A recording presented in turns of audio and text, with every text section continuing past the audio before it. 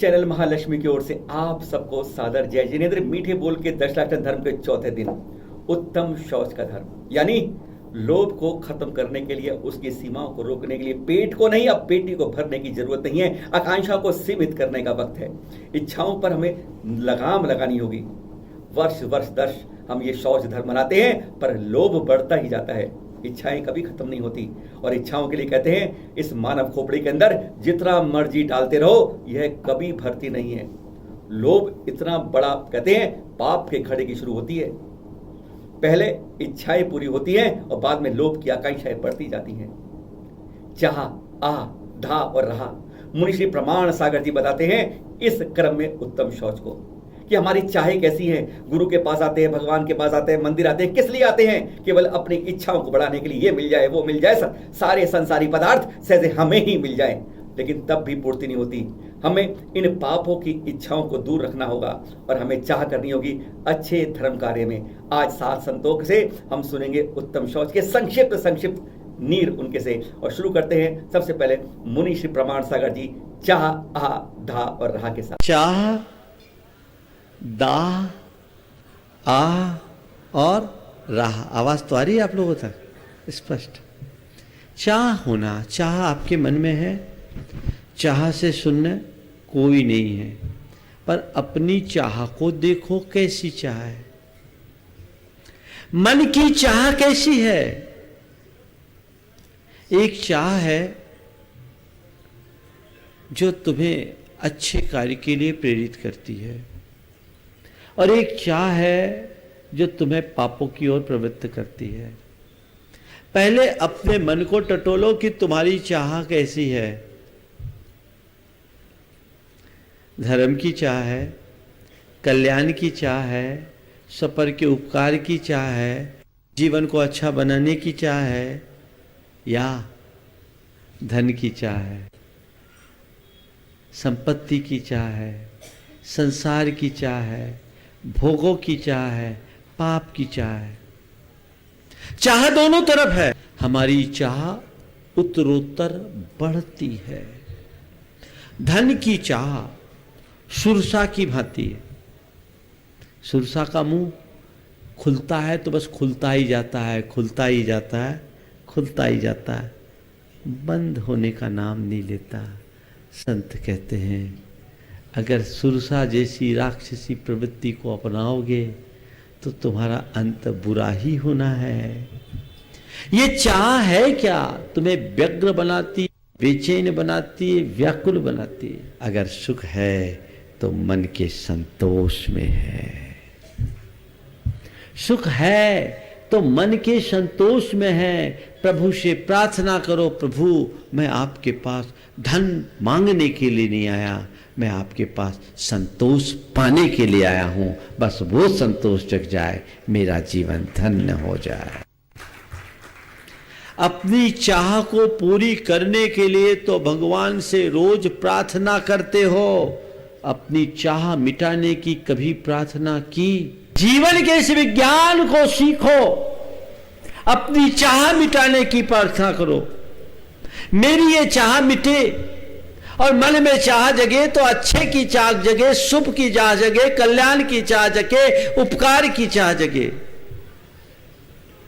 आत्मोत्थान की चाह जगे, धर्म की चाह जगे। पर उल्टी चाह ज्यादा जगती है। और ये चाह क्या करती है? अपने मन से पूछो। जब आपके मन में किसी प्रकार की चाह जगती है तो क्या होता है? हाँ? आकुलता पैदा होती है। ये चाह है जो दाह है।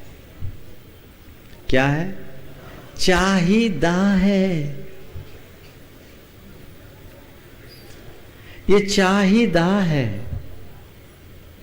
मन में जब कोई चाह आती है, जब तक उसे प्राप्त न कर लो, हासिल न कर लो, मन बेचैन हो उठता है। होता है मन बेचैन, छाती है बेचैनी, है ना? कोई भी चीज पाना हो आतुरता होती है। रात की नींद भी उड़ जाती है और दिन का चैन भी खो जाता है, होता है। उधेड़ बुन में लोग लगे रहते हैं, चाह को कम करो, चाह को खत्म करो। आप लोग कहते हैं ना, चाह गई चिंता गई, मनवा बेपरवाह, और जिनको कछु न चाहिए वे साहन के साह।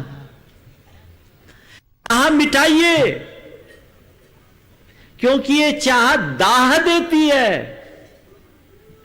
और संसार का हर प्राणी अपनी इस चाह की दाह झुलस रहा है, मुंह से आह निकल रही है, करा रहा है, फिर भी राह नहीं दिख रही है ना? चाह की दाह का एहसास हो रहा है? झुलस रहे हो कि नहीं? तुम लोगों की दशा कैसी है बताऊं? दुष्यंत कुमार की पंक्तियों में, दुष्यंत कुमार के शब्दों में वो कहते हैं, हाथों में अंगार लिए पूछता रहा, हाथों में अंगार लिए मैं ये पूछता रहा, कोई मुझे इन अंगारों की तासीर बता दे। क्या तासीर बताएंगे? हाथ झुलस रहा है, चाह की दाह है, फिर भी मरे जा रहे हो। चाह बढ़ा रहे हो, घटा नहीं रहे हो। चाह बढ़ा रहे हो, घटा नहीं रहे हो। जीवन में कभी सुखी नहीं होगे। जीवन में सुखी हो तो बस अब बस अब बस अब बस की बात होनी चाहिए। लेकिन आजकल तो बस एंड एंड एंड और गुरुओं के गुरुवर, सभी के दादा गुरु कहेंगे, वह कहते हैं शुचिता जो है हमारी समस्याओं को बढ़ाती है, कषायों के कारण पैदा होती है शुचिता में जो कमियां आ रही हैं। वो कहते हैं शुचिता को स्नान से जोड़ते हैं। श्रावक स्नान करते हैं तब पावन होते हैं, तब दर्शन कर पाते हैं, अभिषेक करते हैं, पूजा कर पाते हैं तब। लेकिन वो कहते हैं मुनि भी शुचिता के इस स्नान व्रत होता है उसको पालन करते। कितना विपरीत है। हम स्नान करके पावन होते हैं, शमशान जाते हैं ना, तब लौटते हैं तो सबसे पहले स्नान करते हैं, तब कुछ और काम करते हैं। अगर मुनिषी जाते हैं शमशान से लौटते हैं तो वे स्नान नहीं करते, सीधे से आहारशाला में चले जाते हैं। सुनते हैं आचार्य श्री विद्यासागर जी से इस बारे में। शुचिता के बारे में कहना है, इसको मुनि महाराज भी पालन करते हैं। आप लोग भी अपने योग्य मर्यादा के अनुसार इसका भी पालन करते हैं। आपका स्नान आदि के साथ विशेष रूप से जुड़ा हुआ कार्यक्रम, जबकि मुनि महाराजों का स्नान के साथ यह कार्य प्रारंभ होता है। बिल्कुल विपरीत जैसा लगता है। आप लोग स्मशान इत्यादि में चले जाते हैं अंतिम संस्कार हेतु, वहाँ से लौटते ही आप लोग स्नानादि से पहले निवृत्त हो जाते हैं। गुरु जी भी मुनि महाराज भी स्मशान से आते हैं सीधे ही आपके घर में और आहार करके चले जाते हैं। ये कुछ अटपट सा लगता है, किंतु सोचने पर यह सिद्ध होता है कि हम बाहर के साथ भीतर की शुचिता के बारे में सोचें, जो अनंत काल से कषायों के कारण उसमें जो अस्वच्छता फैली है, स्वच्छता का अभियान आज देश के नेताओं ने प्रारंभ किया है। हमें ऐसा लगा कि बहुत अच्छा उनका अभियान है, किंतु हमारा कहना है जिस प्रकार बाहरी स्वच्छता के बारे में सरकार सोच रही है, उसी प्रकार उसी के कुछ अंश में भीतरी स्वच्छता के बारे में भी सोच ले तो भारत एक प्रकार से दर्पण का काम करेगा और विश्व उसमें अपना प्रतिबिंब देखने का पुरुषार्थ करेगा।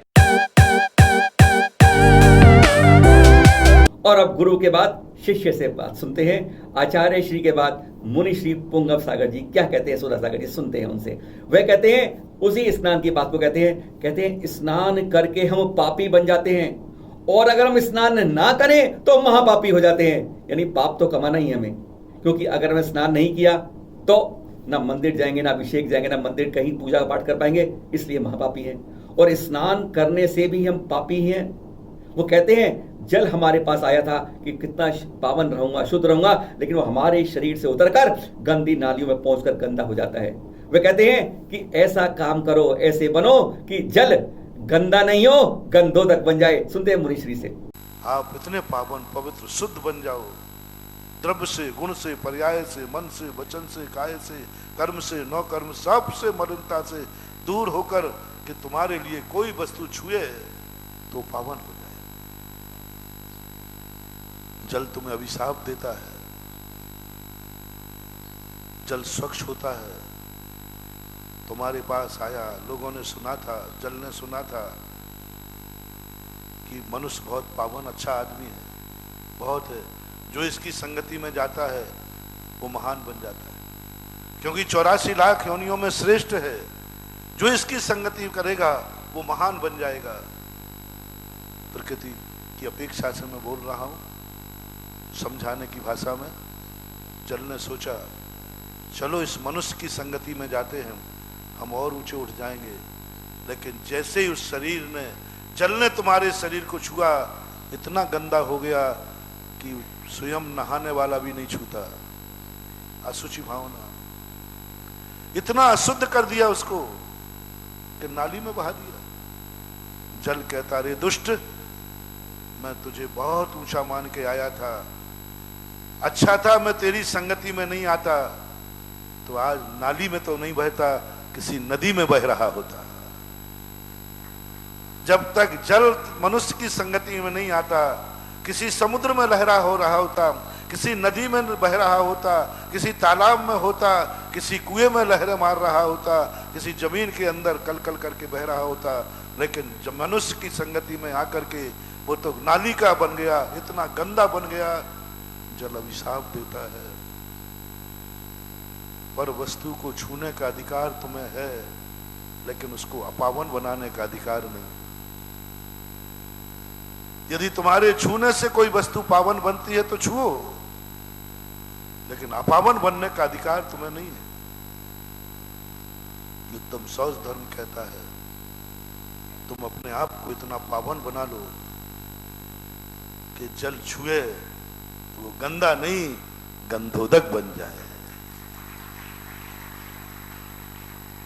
क्षमता है, नहीं है तो लो, जल तुम्हें अभिशाप देता है। रे दुष्ट, तू एक एक बूंद पानी को तरसेगा। तूने मेरा पतन किया है। जैसे आपका कोई व्यक्ति पतन कर दे, आपकी कोई दुर्दशा कर दे, आपको कोई गंदे में डाल दे, तो आप उसको कितनी बद्दुआएं देते हैं। आपके पास मन है इसलिए, आपके पास वचन है इसलिए चिल्लाते हो। प्रकृति कहती है जल के बाद मन नहीं है, वचन नहीं है। पेड़ पौधों के बाद मन नहीं, वचन नहीं है, तो भी उनको दुख पहुंचाते हो तो पाप लगता है। जल अभिशाप देता है, रे दुष्ट, एक एक बूंद पानी को तरसेगा। तूने मुझे क्या किया मालूम? तूने, मैं तेरी बाल्टी में, मैं तेरी टंकी में पवित्र बन के आया था, मैं तेरे पास आया था कितनी आकाश की ऊंचाइयों से गिर करके, जल कैसे बनता है? एक समुद्र में से तपता है, तपन होती है, तपन के भाप बनता है, भाप के ऊंचाइयां छूता है, इतनी ऊंचाई से गिरा और तुमने उसे नाली में बहा दिया, गंदा बना दिया। जाओ बंधुओं, जो लोग अपने शरीर से स्पर्शित करके जल को नाली में बहाते हैं, गंदा करते हैं, कान खोल के सुनो, एक एक बूंद पानी को तरसोगे, मिटे ना भूख कड़ा। एक बूंद पानी, समुद्र के बराबर पानी पी लो तो भी प्यास नहीं बुझेगी, तो भी प्यास नहीं बुझेगी। वहां एक बूंद मिलने वाली नहीं, एक बूंद नहीं मिलेगी। ये एक बूंद, ये वही पापी हैं जिन्होंने खूब जम के नहाया है, टंकी की टंकी, स्विमिंग पूल के पुल गंदे कर डाले हैं। ये जल का अभिशाप, जल अभिशाप देता नहीं है, लगता है। हमारे यहां कहा जल का अनर्थ दंड करने से जल का, तुमने इतना गंदा, इतने पावन होकर के। बंधुओं, इसका एक ही तरीका है, महावीर ने कहा, जो जीव घबरा गया। और एक बूंद पानी में कितने जीव मरते? 36,450। तुम तो कितनी बाल्टियां ढोलते हो? क्या होगा ऐसे हिंसकों का? स्नान करने वाले की कभी सदगति नहीं हो सकती, कभी नहीं हो सकती। वो जल के अभिशाप से कभी मुक्त नहीं हो सकता। जो व्यक्ति इस वेदना, इस उपदेश को सुनकर के आकुल व्याकुल हो जाए, जिनकी आत्मा तड़प उठे,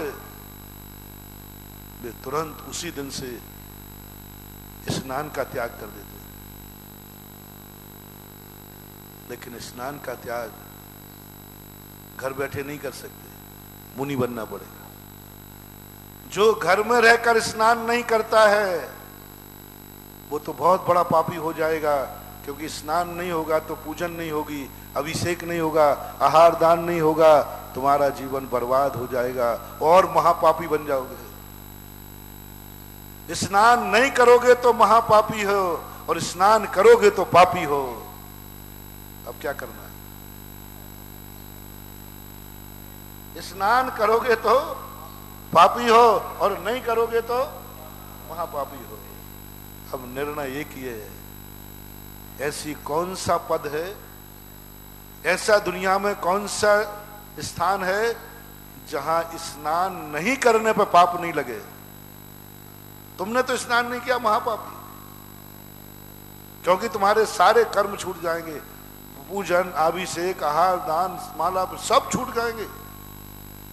अब एक ही तरीका है, मुनि पद, जिसमें तुम्हारे लिए स्नान नहीं करोगे तो महापुण्यात्मा माने जाओगे। स्नान व्रत नहीं करोगे तो महान पुण्यात्मा। कोई जरूरी नहीं स्नान करना।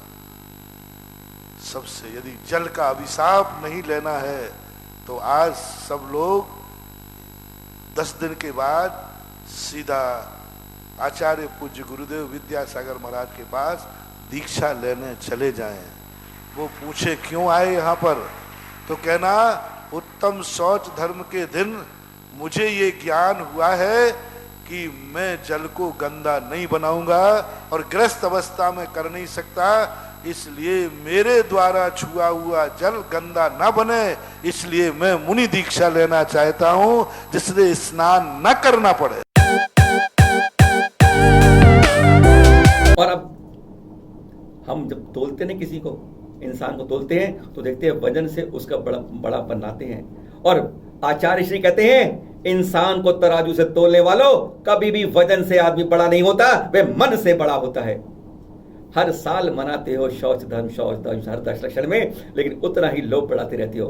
1 कोठी से 2 कोठी, 1 गाड़ी से 2 गाड़ी, 1 मकान से 2 मकान, 1 इच्छा से अनेक इच्छाएं। इन आकांक्षा को कम करने की शुरुआत करो।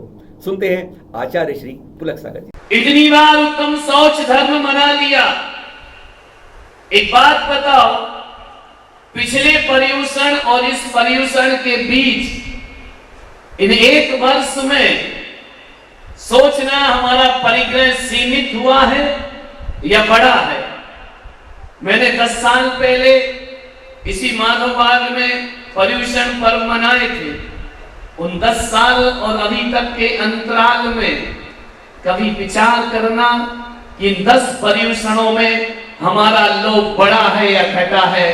पहले लोगों के 1 फ्लैट थे, अब 2-2 फ्लैट हो गए, 3-3 फ्लैट हो गए। पहले अकेले थे, अब पत्नी आ गई, बच्चे आ गए, बच्चों के बच्चे आ गए, 1 मकान से 2 मकान हो गए। पहले हम बाइक पर चलते थे, अब कार घर के दरवाजे में आकर के खड़ी हुई है। पहले हमारे पास परिग्रह सीमित था, अब परिग्रह बढ़ गया। अब बताइए, आप सोचिए, पहले हमारे पास लाख रुपए की एफडी थी, अब 10 लाख रुपए की एफडी हो गई। बताइए, इन 10 साल के पर्यूषण में लोभ बढ़ा या घटा? ध्यान रखना, ज्यों ज्यों उम्र बढ़ती है त्यों त्यों लोभ बढ़ते जाता है, त्यों त्यों हमारी इच्छाएं बढ़ते जाती हैं, परिग्रह बढ़ते जाता है। जबकि होना ये था, आज इस पर्यूषण में जितना हमारे पास लोभ है, अगले पर्यूषण में कम होना चाहिए, छूटना चाहिए, सीमित होना चाहिए। लेकिन नहीं, हम पूजा करते हैं, पाठ करते हैं, नाच लेते हैं, गा लेते हैं, उत्तम शौच धर्म को अर्घ चढ़ा देते हैं, लेकिन हमारा परिग्रह सीमित नहीं हो पाता है, वह दिनों दिन बढ़ता रहता है। एक बात ध्यान रखना, परिग्रह को सीमित करना है, लोभ पे कंट्रोल करना है। एक ही चीज है हमारे पास, भगवान ने कहा धर्म ध्यान को कर और धन का ध्यान छोड़ दे। जितना धर्म ध्यान करेंगे उतना उतना लोभ छूटते चला जाएगा, परिग्रह छूटते चला जाएगा।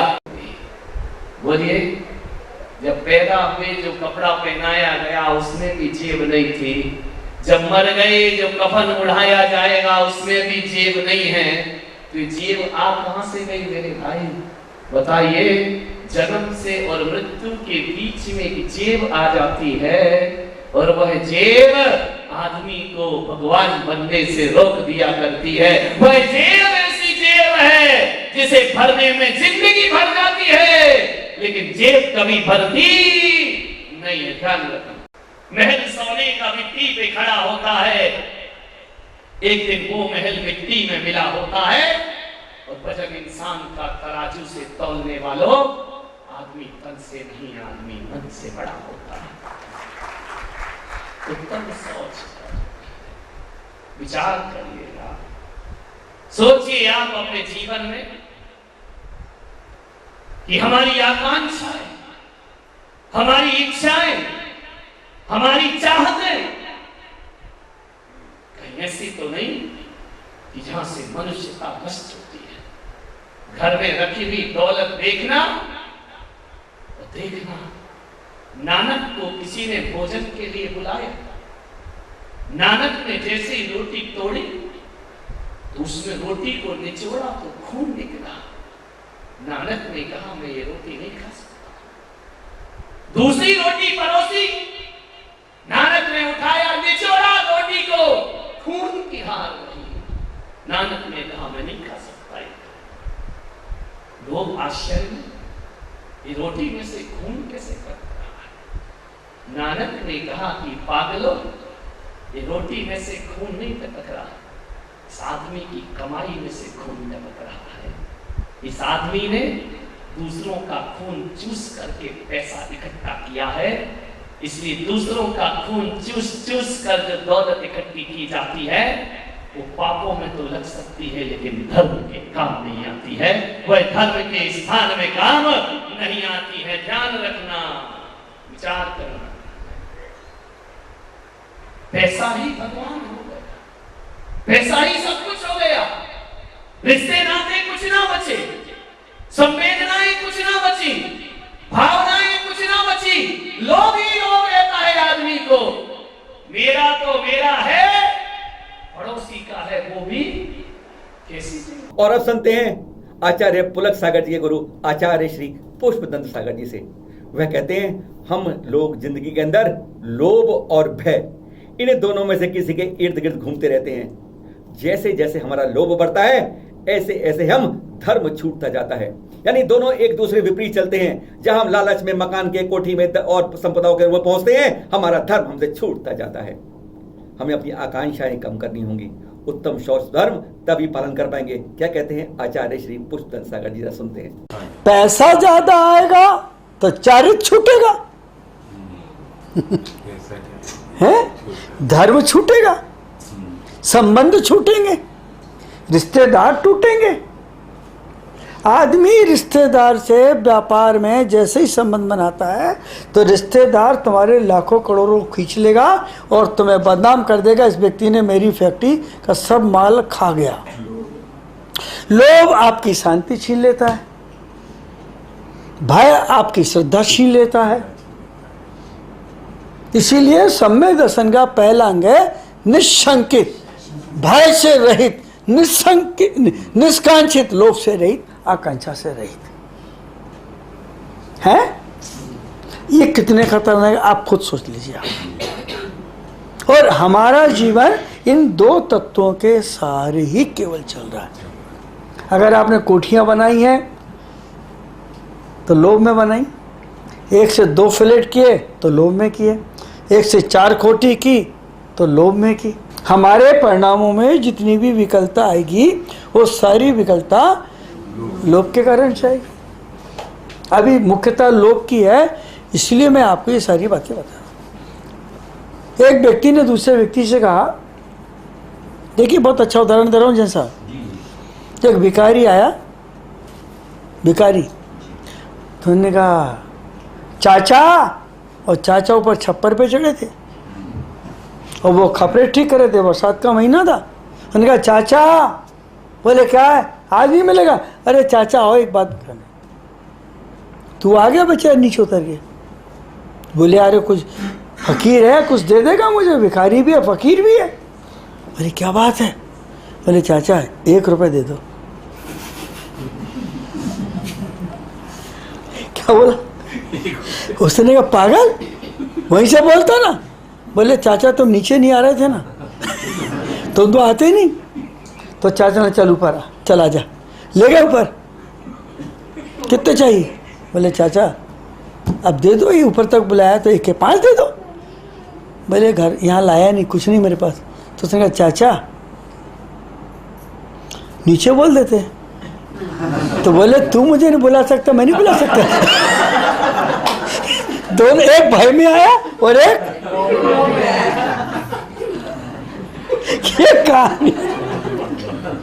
ये कहानी हर घर की है। और एक घटना आपको सुन, इसलिए घटना में कह रहा हूं कि आप सीख लें मुझसे कुछ, क्योंकि मैं अगर सिद्धांतिक बातें भी कहूंगा तो ये पर्यूषण पर्व आपके समझ में नहीं आएगा। ये 4 लुटेरे, ये 4 आतंकवादी आपके भीतर हैं, बाहर नहीं है। आप जरा जरा से लोभ में आ जाते हैं। अभी तक हमने सुना कि हमें शुचिता अपनानी होगी, स्नान से हम पावन होते हैं, शुद्ध होते हैं। पर बाहरी रूप से कहते हैं आचार्य श्री विशुद्ध सागर जी, कहते हैं जब हम स्नान कर लेते हैं तब हम प्रतिमा पर अभिषेक करने के लिए, धर्म के लिए, पूजा के लिए लायक हो पाते हैं।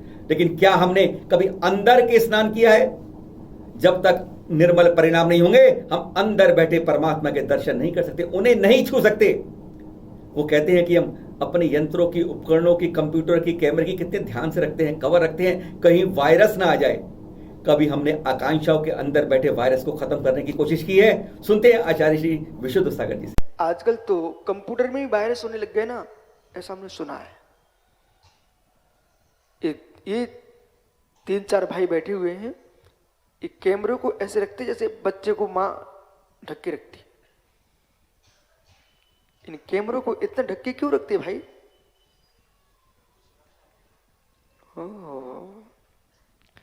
एक यंत्र को, भौतिक यंत्र को इतना सुरक्षित रखते हैं, इसमें भी कोई रोग ना हो जाए। हे जीव, जैसे मशीनों को तुम सुरक्षित रखते हो, ऐसे अपने चित्त को सुरक्षित रखो, इनमें आकांक्षा का वायरल ना लग जाए।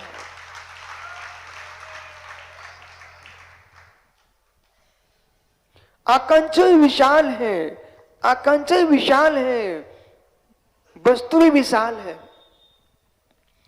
आकांक्षाएं विशाल है, वस्तु विशाल है, परंतु मित्र मिलनी उतनी है जितना पुण्य साथ है। वाओ बेटा, ज्ञायक होना सीखो, वात्सल्य सिखाओ, शुचिता सिखाओ। पानी से नहाने की जो शुचिता है वो लोक शुचिता है। पूजन करना है तो स्नान करके करना, आपको मुनि को आहार देना है तो स्नान करके देना है, धार्मिक अनुष्ठान करना तो शरीर को पवित्र करके करना, द्रव्य शुद्धि का भी ध्यान रखना। लेकिन बहिरंग पूजन अनुष्ठान के लिए बहिरंग शुद्धि की आवश्यकता है, पर अंतरंग पूज्य होने के लिए अंतरंग शुद्धि की आवश्यकता है। पुनः एक अच्छे शब्द का प्रयोग करो, हे मुमुक्षु, मंदिर में विराजे परमात्मा की तुम पूजा करना चाहते हो तो जल स्नान करके आओ। हे मुमुक्षु, मंदिर के भगवान का अभिषेक करना चाहते हो तो जल स्नान करके आओ, और निज के भगवान का स्नान करना चाहते हो, निज के भगवान का अभिषेक करना चाहते हो तो परिणामों की निर्मलता का स्नान करके आओ।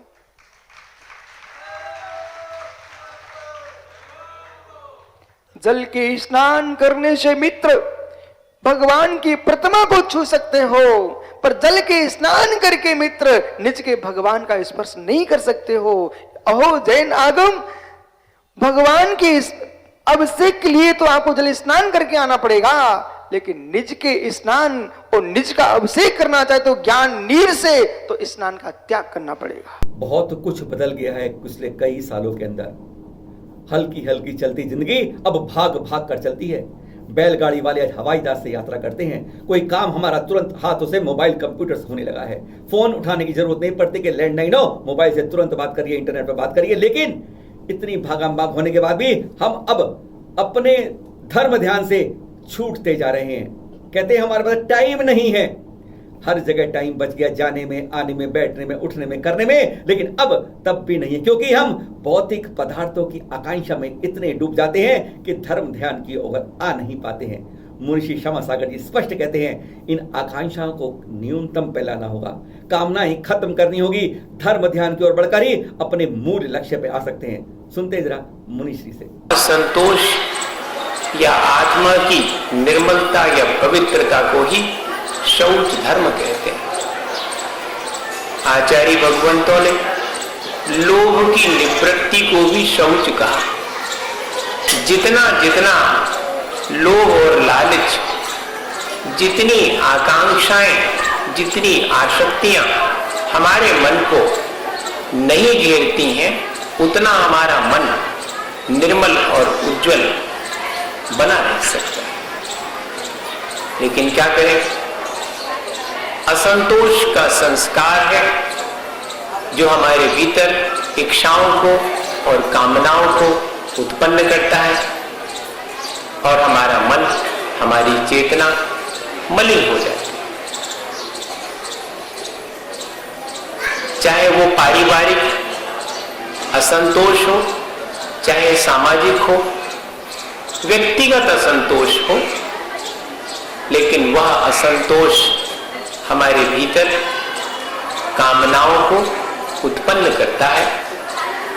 असंतोष और कामनाएं हमारे मन को शौच धर्म प्राप्त नहीं होने देते, हमारे मन को मलिन कर देते।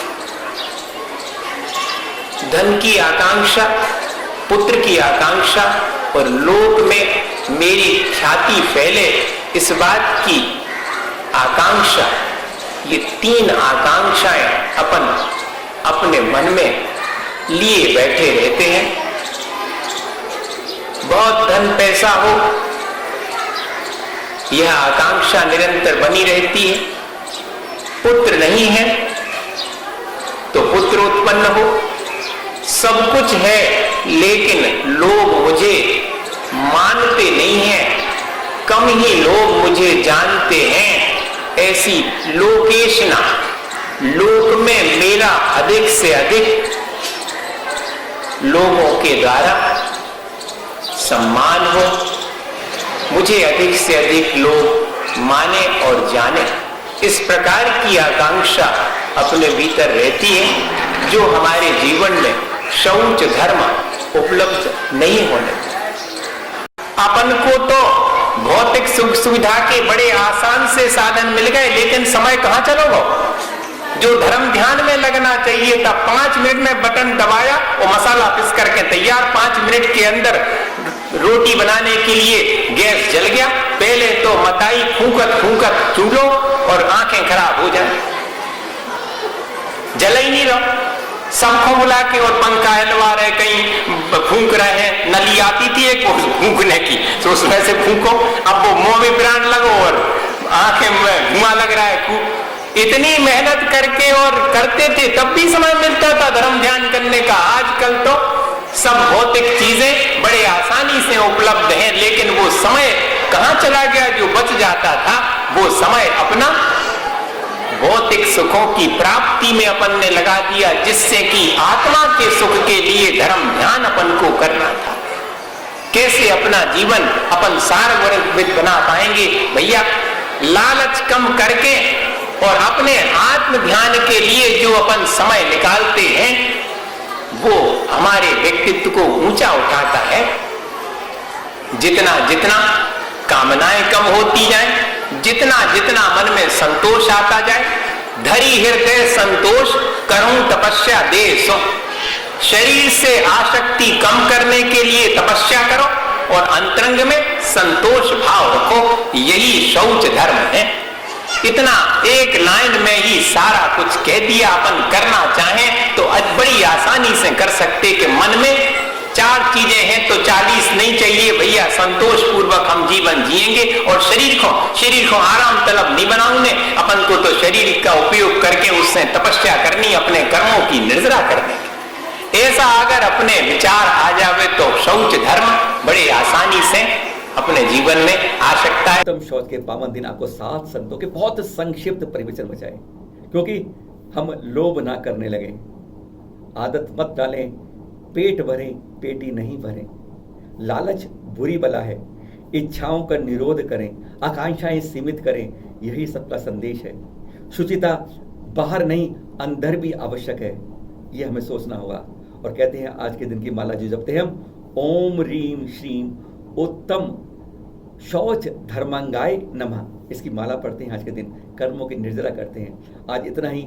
शेयर सबको करिएगा, क्योंकि 10 लाख धर्म में ऐसे ही पावन अवसर पर हम आपको 6 से 10 संतों के बीच में से कुछ ना कुछ को सुनाते आ रहे हैं। बहुत संक्षिप्त नीर लेकर आते हैं उनका, हम आपको अच्छा लगता होगा। उम्मीद करते हैं कल हम फिर मिलेंगे आपसे उत्तम सत्य धर्म के बारे में। आप सभी को सादर जय जिनी।